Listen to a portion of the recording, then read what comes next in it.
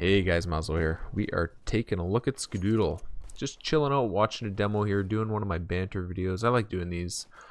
You know, just relax, kind of watch a demo, see what it looks like, have some fun, maybe have a drink or two, and kind of see what Skadoodle's up to.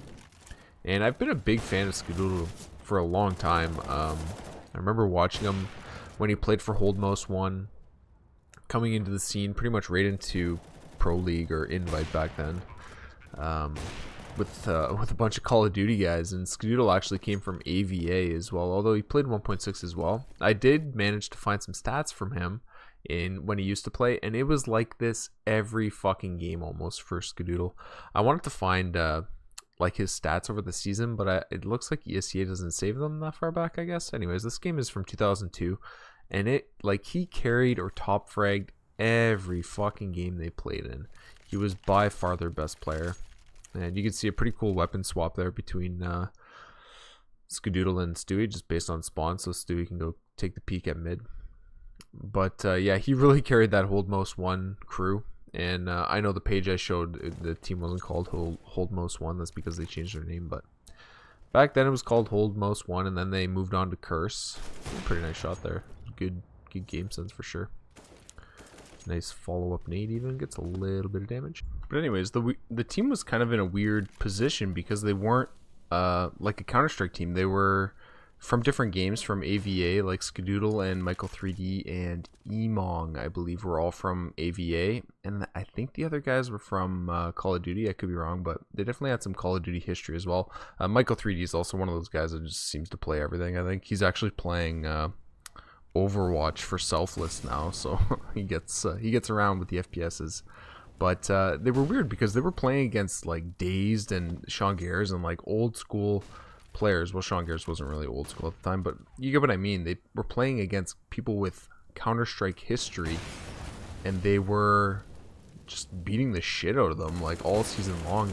They had an incredible season, and this was a team that didn't have a history in Counter-Strike. They were like, let me show you what AVA looks like. It's kind of similar, but a little bit different.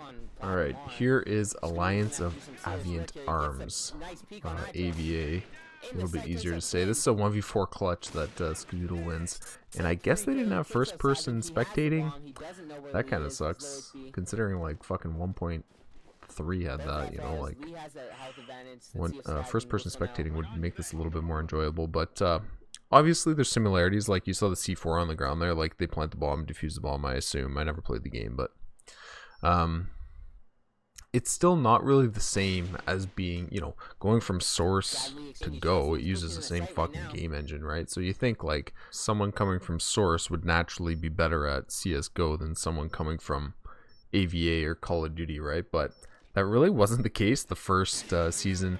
I believe it was season 12 or 13 that Hold Most 1 just dominated. They dominated everybody in Invite. And Skadoodle's name actually came up every now and then. People thought he might be an onliner. Like, nobody knew who he was, right? I think Mo may have said something about him, and a few others for sure. Because this guy, like, he was fucking killing it, man. Like, he was a stud in Invite. He was out-opping everybody with ease. You know, like Mo was considered at the time one of the best oppers when CSGO came out because he was coming off of, you know, a long source career. And I remember watching, I think it was the first or second LAN for CSGO. And Mo just got so wrecked by Skadoodle all LAN. That peak by Pipe there. He had a flashbang too, and he chose not to flash through it. Instead, he just went dry. Questionable. Anyways, yeah, I remember he just dominated at the start, and he's been through phases ever since, right? Like, there was phases when Skadoodle has just been absolutely nuts and wrecking everybody, and then he kind of dips down and then goes back up, you know? It's a nice pop flash to Stewie here. And like Stewie peeks off this and gets a kill and then dies off. That kind of sucks, but you're to see like this whole game, Skadoodle is actually, he's always throwing nades. Like, he's almost a support player, really. He really does, especially on T side, we'll see it a lot more, but he stays back and throws all the smokes and throws a lot of the pop flashes. And that was like an old school Skadoodle peek there on Forest. But he's basically like a support opper, and I don't mind that. It's a dirty position by Get Right.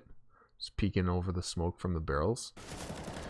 I don't mind him in a support role, you know. He's actually a really good clutch type player. Like, if you're going to have a player left in a 1v1, Skadoodle's not a bad guy for that position, you know. And usually guys going in late round are kind of going to be left in the clutch scenarios. And, like, just judging by their team, I would say, you know, between him, Stewie's a good clutcher, Automatic's a good clutcher too. But, like, Skadoodle's not dumb in 1v1s. He knows what he's doing. And I like that position. See the pistol round already. He had the nades, threw him over the wall. And you're going to see it a lot more. Almost every round, really, when they have nades. He's kind of the dedicated support guy. They have a bunch of rounds where they go long A. And he stays back and throws a nice little pop flash that pops behind everybody. But they don't have to turn away from it, so they can just charge into sight. It's good stuff. He's also known to be a really good pistol player, like most oppers, really. Most oppers are pretty good pistols. Kind of makes sense, you know. If I was an opper, I would spend a lot of time on pistol servers. And Skadoodle actually did an AMA not long ago, 4 years ago. And he talked about, like, his deathmatch habits and what he does and stuff like that, and how much he deathmatches, and that seems to be his main point of focus, you know. He's never been... Like, when was the last time you saw Skadoodle in rank S? Never. Not that I can remember anyways. It might just be part of his personality or something, you know. He doesn't like to pug, but he doesn't stream much either. He actually used to stream a little bit more often than he does now. He did every once in a while anyways. He streamed, I remember watching his stream for a few hours. He was doing KZ maps, or jump maps, and to no one's surprise, I'm sure he was very fucking good at them. He's got insane movement, and I don't know, like, it's crazy. I think he said he actually did a lot of KZ maps in 1.6. Maybe that's where it came from, but you wouldn't think he would, like, pick up good movement from AVA, but he definitely is, like, a premier player in terms of movement. Like, his movement is no joke in the game. It's a nice round, actually. Just misses that shot, but check out how his two teammates run up to bathrooms. Then they're like, okay, we're at bathrooms, flashes out Skadoodle. He takes out the flash, support player and all that. Pops a flash in there, and then he watches long. And this round, like, works out perfectly. They get the kill in bathrooms from the flash, and then the other player peeks long. It's just, like, perfectly played out, you know, just how you would want to write it up. Another pretty clever play by Skadoodle here. As soon as they get into the 4v1, they know the round's over, right? Takes the op, throws it over. Good shit. I was actually watching this game live on the broadcast, and I was saying, man, fucking Cloud9 never beats European teams. Actually, spoiler alert, they end up getting knocked out in the next round by Nip.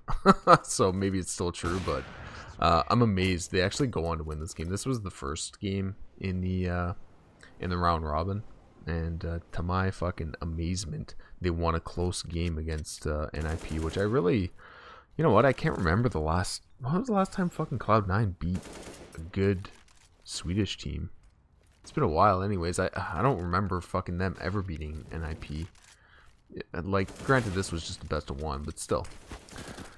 Skadoodle, like, holy fuck, that's a nice shot, man. He really did a lot better T side than I thought he would do. He's normally not a huge impact player T side. He's definitely a lot more comfortable CT side, and you can tell by the way he holds bomb sites. You can see he's a good support player though, like, got all the pop flashes down for his team, toss out a smoke, but he's definitely a lot more comfortable CT side. And they use the term turret. Holy fuck, that's some nice movement on the bench actually. They use the term turret for a lot of players, and normally it's just one of those, it's like, it's one of those terms I use on the broadcast, fucking gay, whatever. But for Skadoodle, it really is true. You could tell when he plays, he's a lot more comfortable just holding bomb sites and stuff like that. And then kind of T side, he switches over, and normally it's not the same player, you know. Normally he doesn't look quite as comfortable with the op. He is a good rifler though, so that you know, certainly helps his case. 'Cause he's definitely an underrated rifler. He's pretty decent with a rifle. He's no fucking automatic or Stewie 2K, but if he can't afford an op, he's not dead weight, you know. And like I said, T-side closing out this game, he really did fucking play really well. had a few impact rounds, and yeah, 15-14 for Cloud9 so far. Going into the last round here, Skadoodle support again. And you're going to see this is a really cool flash. He did this a few times in the game, where his whole team, well, he's going to line up the molly, toss that in, and then his whole team kind of runs in, ready to take the bomb site, and he throws the flash behind all of them. Not really timed well because NIP pop flash themselves in, but, you know, typically the idea there is to have all your team running up long, and then you throw in those pop flashes behind them. And they don't have to turn, right? They can just keep looking at the bomb site, and Skadoodle can run in after them. So I was a little surprised to see how much of a support player he really was. Like, he really does stay back and throw a lot of nades. And I don't know, I guess I really never thought of it before, but I guess it makes sense, you know. Anyways, I hope you guys enjoyed the video. I'll catch you next time. See ya.